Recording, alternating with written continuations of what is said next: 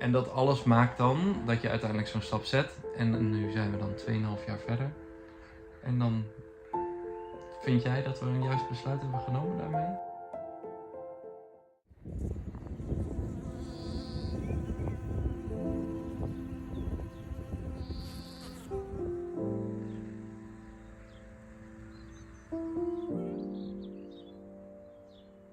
Een bij. Ja, een bij. Vind je hem mooi? Heel mooi. Hij is zwart. Oh, hij zoomt. Hij zoomt, hè? Hou je van een beetje bijen en zo? Ja. Ik ook.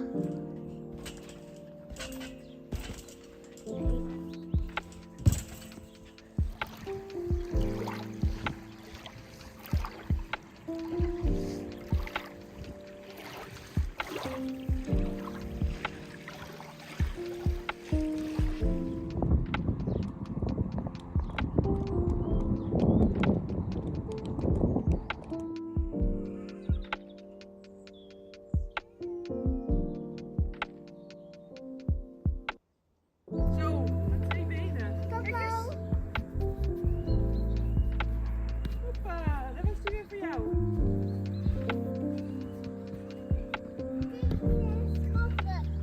Oh, je hebt hem. Goeie keeper.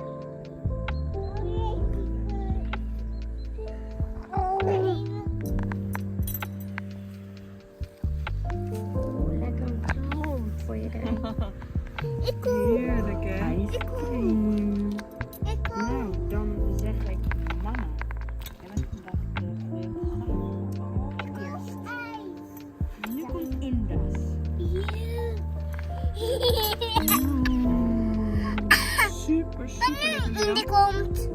Wanneer komt. Welke smaak hebben we hier? Vanille met pepperkak. Dus, dat zijn een soort van Koekjes, ja. Vanillekoekjesijs. Heel, heel lekker. De lekkerste? peperkoekjes. Heerlijk. Heerlijk, hè? Zelf aannemen.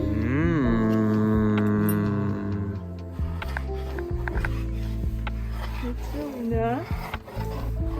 Ben je aan het helpen met verfkrabben? Nee. Een goede hulp. Goed zo. Ja. Oh, geeft niet hoor. Geeft niet. Gebeurt wel eens.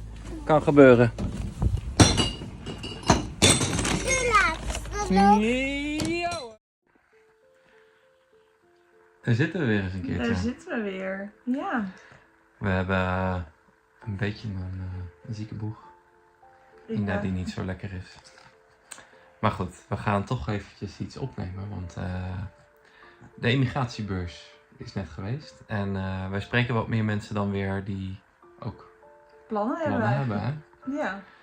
En dan is het gewoon leuk om eigenlijk weer eventjes er weer in te duiken. Hoe ging dat nou? En toen bedachten wij hebben eigenlijk nooit uitgelegd. Wat ons nou naar Zweden bracht, hè? En toen dachten we, nou laten we dat eens vertellen. Wat heeft ons nou eigenlijk naar Zweden toegebracht? Ja, eigenlijk ook een deel gewoon wat je veelal hoort, hè, van mensen. Ze, de red race van Nederland Ja. verlaten, minder prestatiegerichte voor de kinderen. Ja, Meer natuur om je heen. Dat waren ook wel allemaal redenen voor ons. Minder vaste lasten. Ja. Maar toch ook, eigenlijk het grootste gedeelte is wel het gevoel ja, wat we hadden om gewoon die stap te nemen. ja. Dat is eigenlijk niet, ja, Ja, we hebben dan de voorbeelden die jij noemt, dat zijn eigenlijk voor ons wel degelijk wegende Ja. punten die tot zo'n besluit leiden.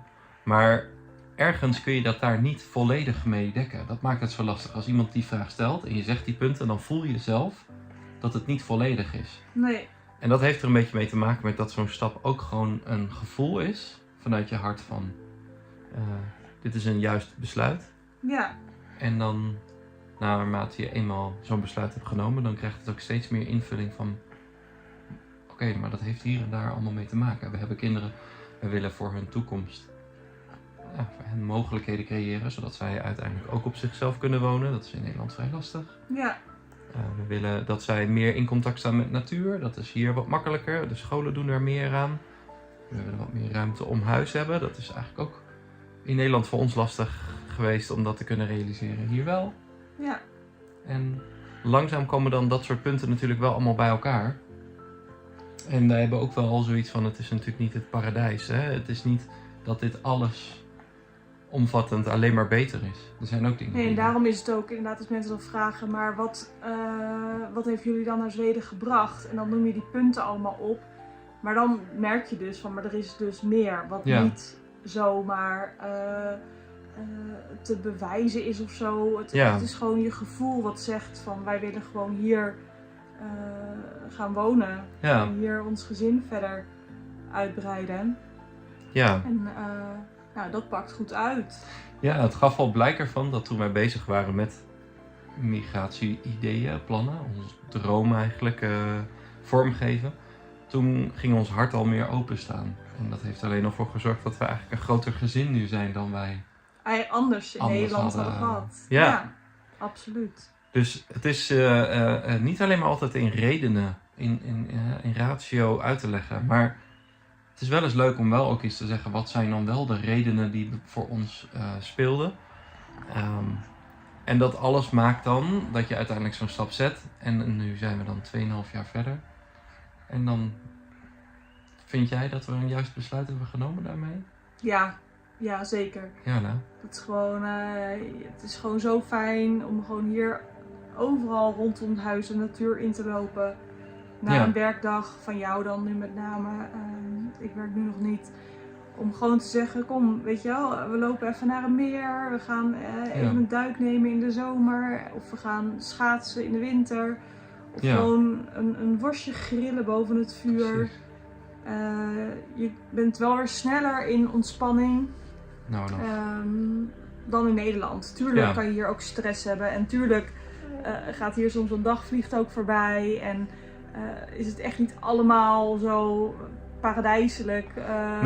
Als je van tevoren, nou ja, dat dachten we ook niet trouwens. Maar dat wordt natuurlijk soms al gedacht. Maar ja, je bent gevoelig voor de gedachte dat er een plek is waar minder zorgen zijn. En dat is hoe het natuurlijk werkt. En als je dan vanuit Nederland naar Zweden gaat, neem je jezelf mee. Ja. En komt weer dezelfde uitdagingen tegen. Maar wat jij zegt, dat voel ik ook wel. Je rijdt hier eigenlijk ook de hele tijd tussen bomen. En dus je krijgt ook veel meer natuur al mee. Als je ook van A naar B gaat eigenlijk. Ja. En je hoeft maar even het bos in te lopen. Of even bij een meer te gaan zitten. En je voelt je gewoon wel weer de rust over je heen komen. En dat is wel heel prettig. Nou en of. Dus dat is eigenlijk wel heel leuk. Wij worden dan eigenlijk weer even in dit soort gedachten geholpen. Omdat weer wat meer mensen ons vragen stellen. Ja. Rondom de emigratiebeurs is dat toch best wel vaak. Dus dat is leuk om daar weer eventjes over te hebben gekletst. Dus blijf ook vragen stellen. Stuur ons een vraag op. En we kunnen niet altijd, denk ik, meteen antwoord geven. Maar we vinden het wel vaak. Ja, toch? We vinden het heel leuk om te doen. Ja, we doen ons best om eigenlijk altijd het wel goed daar even tijd voor te maken. Dus als je vragen hebt, je kunt ons hieronder in de comments altijd een vraag stellen. Maar we krijgen ook wel de social media krijgen we vragen. Dus, nou, nu komt de rest van de vlog. Doeg! Doeg! Net in het fragment legden wij natuurlijk uit wat ons bewogen heeft. Maar dat was al de derde poging om het op te nemen. Ja, het werd steeds korter wel. Het werd wel steeds korter. Heel beknopt is het geworden. En er is wel meer eigenlijk over te vertellen dan wat we nu gedeeld hebben. Maar we hopen dat overgekomen is dat het niet alleen maar ratio is. Dat het voor ons in ieder geval ook meer dan dat alleen maar was. Het is ook een besluit vanuit het hart. Ja. Maar we werden een beetje verstoord. En dan krijg je uiteindelijk dus dit. Dat we het maar heel kort, bondig en... Ja, op zich ook niet erg. Het was eerst een half uur. Ja, we besparen jullie een hoop tijd. Toen werd het een kwartier. Nu is het 5 minuten. We kunnen ook heel lang van stof zijn. En het is wel eens goed. Ja, helemaal als je even gaat zitten. Hè? Ja. Dan ga je echt gewoon nemen de tijd voor. We hadden er koffie bij. En dan... Ja, en nu niet. Nee. Nu hadden we een kind waarvan we dachten, die wordt elk moment wakker. En een andere die ziek was. Het is soms gewoon dus het is zoals het is. Het is ook gewoon het leven. En nu horen we wakker. Gaan we naar Bodhi toe. Oh, wauw. Hoeveelste tand is dat bij jou? De eerste. De eerste, hè? Bijzonder, hè? Super gaaf. Hij is eruit. Ben je blij? Ja. En jouw nieuwe tand? Die is al helemaal klaar ervoor, hè? Super gaaf. Dus zeg niet dat je mijn neusje wil, hè? Alsjeblieft niet.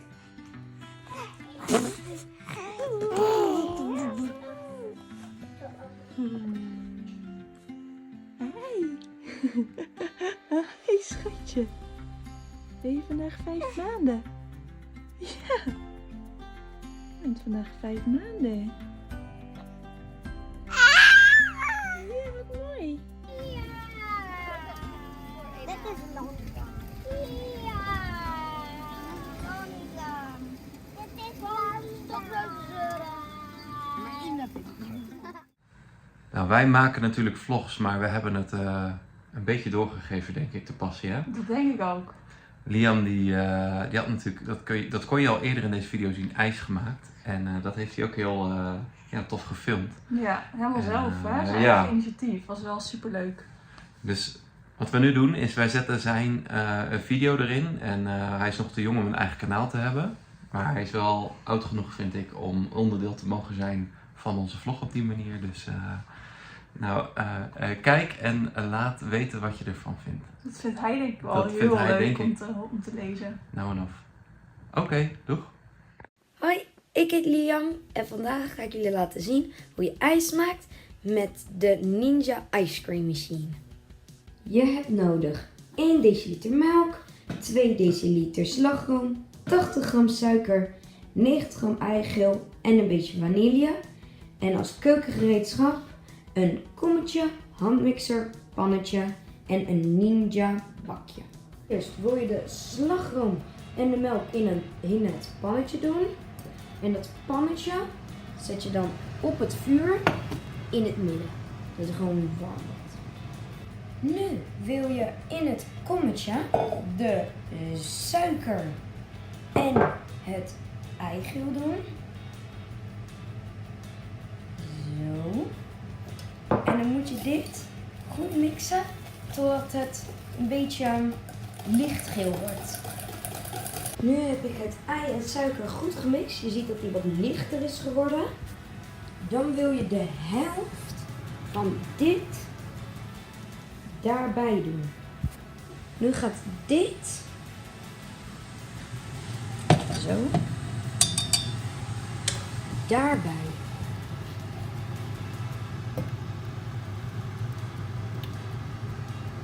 Als het goed rookt, gaat alles in ons Ninja bakje. Het in het bakje zit, doe je de deksel erop en laat je hem even afkoelen voordat hij de vriezer in gaat. Als die dan afgekoeld is, door 24 uur in de vriezer houden.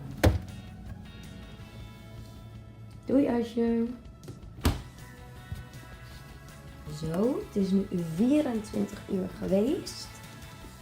Laten we dan maar uit de vriezer halen. Zo, kijk eens aan. En dan doen we deze weer dicht. Zo. Dan wil je deze pakken en de deksel eraf doen. Lekker bevroren. Dan doe je deze eruit. Zo. En die erin. En dan wil je totdat je het klikje hoort. Kijk, een mooi een klikje. Dan zit hij goed. En dan draai je hem erop. Zet je hem aan. En dan wil je ijscream. En nu ga je wachten. Zo, nu is die klaar. Dan wil je op dit knopje hier klikken. Dan draai je hem even omlaag. En dan weer omhoog, want hij is nog niet klaar. Dan gaat alles weer branden. En dan klik je op respin. Zo, nu is die helemaal klaar. Dan kan je hem nu al eten. Of je maakt in het midden een gat. Zo. En dan kan je er nog iets in doen naar keuze. Je kan er Oreo's in doen, je kan er koekjes in doen. Eigenlijk gewoon alles wat je lekker vindt in ijs. Dus laten we dat dan nu maar maken.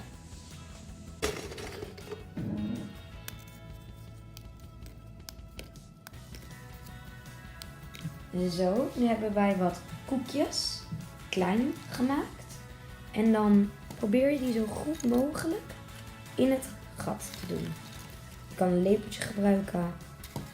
En het mag er ook overheen. Dus als je te veel hebt, dan strooi je het er gewoon overheen. Kijk, een beetje zo. Oké.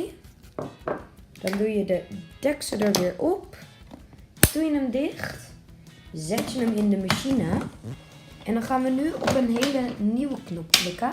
Niet de ice cream, niet de respin, maar de extra.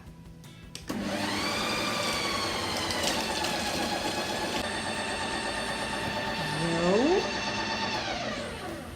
En als deze dan ook klaar is, dan heb je het lekkerste ijs wat je maar kan wensen. Nou, eet smakelijk!